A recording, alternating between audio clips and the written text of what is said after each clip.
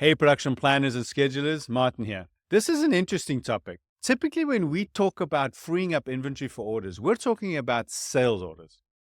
However, today is the day that it's time for the production side of the house to get their time in the sun.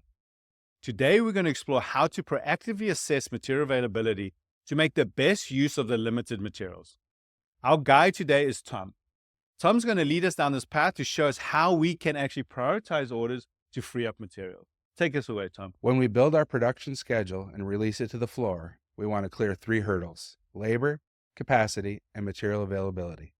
Today, I want to walk through how to identify material shortages, and specifically materials with limited availability where you have some but not all of what you need. We'll look at the pegging of those constrained components to the planned production and see what the maximum is that we can make. And then I'll show you how to deallocate materials from one order and apply it to the order you want to make sure that you are able to produce.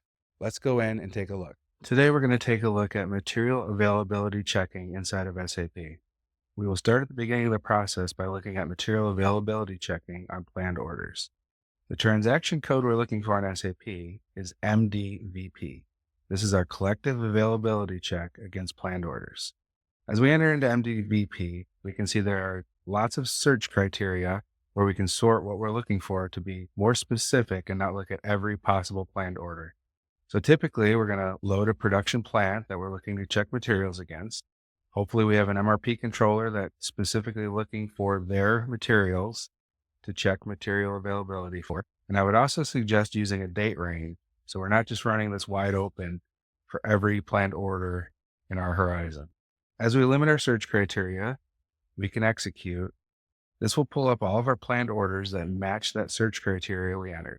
As we can see here, we've got a yellow traffic light indicating that material availability has not been checked on these planned orders.